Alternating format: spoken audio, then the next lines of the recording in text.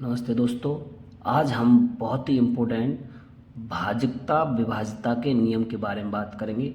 दोस्तों, पिछली वाली वीडियो में आपने मेरे अंकीय क्षमता एवं स्थानीय मानों के बारे में समझा। ये हमारे आगे जो भी हैं इन सबको हम समझेंगे, याद करेंगे, तो उसके बाद आगे के जो भी डाउट हैं वो सब क्लियर होंगे। जब तक हम इनको नहीं समझेंगे, याद नहीं करेंगे, तब तक डाउट बने रहते हैं। तो दोनों वीडियो को ध्यान से समझें। तो इसमें बात करते हैं दो से विभाज्यता का नियम। तो दी गई संख्या के इकाई के स्थान पर शून्य या सम संख्या हो, इकाई समझते हो ना, जो पिछली वीडियो में बताया था इकाई अंक, तो वह संख्या दो से पूर्णतः विभाजित होगी। जैसे 44 मतलब 44, 200, 198 और 4,83,654 आदि में हम सब देख रहे हैं कि इकाई अंक क्या है। इकाई अंक हमारा 4 है, 0 है, 8 है, 4 है, मतलब सम है या शून्य है या सम। सम ने हमने सम को समझा था। सम क्या है? जो दो से पूर्णतः विभाजित होती है, ठीक है ना। तो ये सम।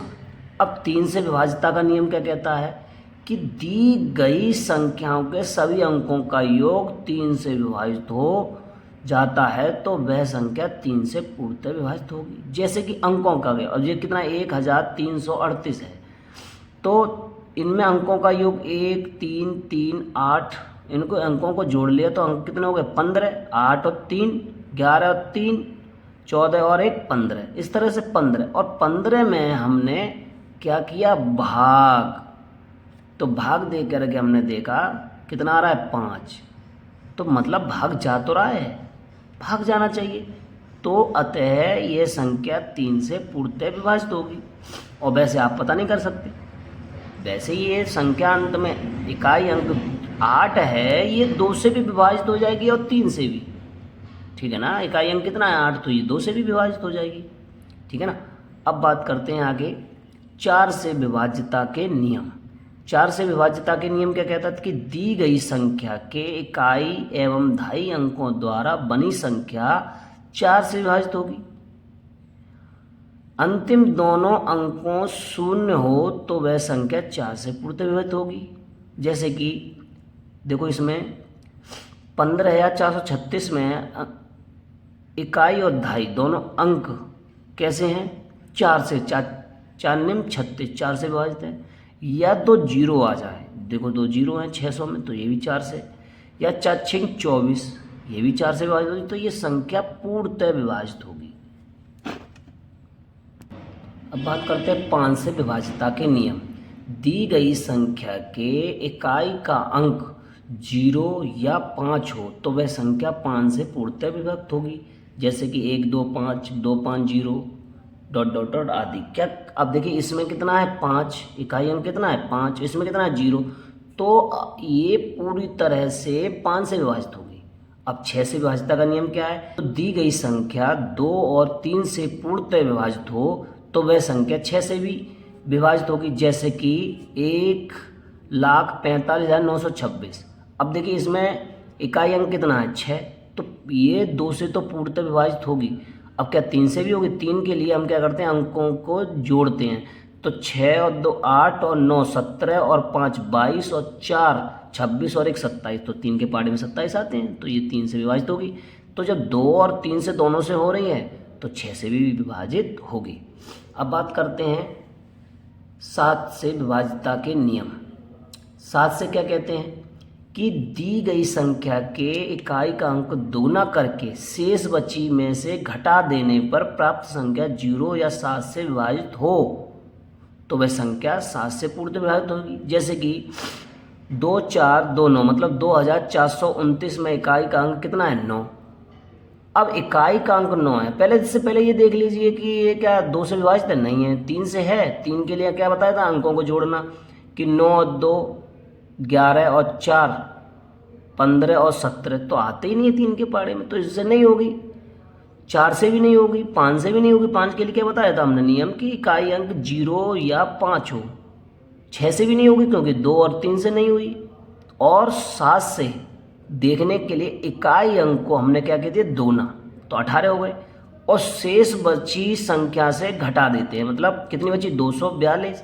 अब 242 में से हमने क्या कर दिया, घटा दिया, और शेष क्या बचा, शेष जो बचा 42 घटाए तो 224, और 224 7 से पूर्णतः विभाजित है। देखो 7 एक का भाग दिया हमने, 7 का भाग दिया इसमें, 7 या 21, एक बचा 14 हो गए, 7 दूनी 14, पूर्णतः विभाजित तो है, इसीलिए ये संख्या क्या होगी, 7 से पूरी तरह विभक्त होगी। ठीक है ना। अब बात करते हैं 8 से विभाजितता के नियम। दी गई संख्या के अंतिम 3 अंकों से बनी संख्या 8 से विभाजित हो या संख्या के अंतिम 3 अंक शून्य हो तो वह संख्या 8 से पूर्णतः विभाजित होगी। अब क्या कह रहे हैं कि 3 अंकों से बनी, मतलब 3 अंतिम 3 512 हम देखेंगे 8 से पूर्णतः विभाजित है, तो कितनी भी बड़ी संख्या हो वो 8 से विभाजित होगी। या 3 अंक, अंतिम 3 अंक 0 हों, 3 हों, अब 3 0 हों तो वो संख्या भी 8 से विभाजित होगी। अब वेरी इंपॉर्टेंट 9 से विभाजितता का नियम कि दी गई संख्या किसी अंकों का योग 9 से विभाजित हो तो वह संख्या 9 से पूर्णतः विभाजित होगी। जैसे कि 29,034। अब इसमें हमने देखा कि अंकों का योग कर लिया, अंकों का योग किया तो कितना आ गया 18, और 9 का भाग देंगे तो कितना आ रहा है, 2 बार जा रहा है, तो विभाजित हो रही है। तो जब विभाजित हो रही है तो ये संख्या 9 से ही हो रही है तो 3 से भी हो जाएगी, क्योंकि हम देखते हैं 18 हमारे किस में आते हैं, 3 की टेबल में आते हैं, तो 3 के पहाड़े में 18 आते हैं तो 3 से विभाजित होगी। अब 10 का विभाजितता का नियम क्या कहता है कि दी गई संख्या का इकाई अंक शून्य हो तो वह संख्या 10 से पूर्णतः विभाजित होगी। ये तो सिंपल बात है, क्योंकि 10 से तुरंत हम 0 से 0 काट देते हैं, विभाजित हो जाती है। लेकिन सबसे इम्पोर्टेंट है 11 का विभाजितता का नियम। अब 11 का विभाजितता का नियम क्या कहता है कि दी गई संख्या के इकाई अंक से बाएं चलने पर विषम स्थानों के अंकों का योग तथा सम स्थानों के अंकों का अंतर 0 हो या 11 से विभाजित हो तो वह संख्या पूर्णतः विभक्त होगी। क्या कह रहे हैं कि सम अंकों का योग, सम हमने देखा, सम क्या हो गया, अगर हम बात करें यहाँ से, ये क्या है, विषम है 2, और ये क्या है, सम, तो ये संख्या है विषम और सम। अब ये नीचे जो मैं दिखा रहा हूँ आपको, ये क्या है, विषम, और ये संख्या विषम, और ये संख्या विषम, और ऊपर ये बची जो शेष वो क्या है, सम। तो सम और विषम का योग कर लिया तो सम का कितना आ गया 14, और विषम का कितना आ गया 14, दोनों का अंतर कितना है 0, और अंतर 0 है, इसलिए संख्या 11 से पूर्णतः विभक्त होगी। अगर हम इतने ही नियम याद कर लेते हैं तो हमें काफ़ी डाउट्स क्लियर हो जाते हैं। Very important topic. Thank you. Next video में मिलते हैं।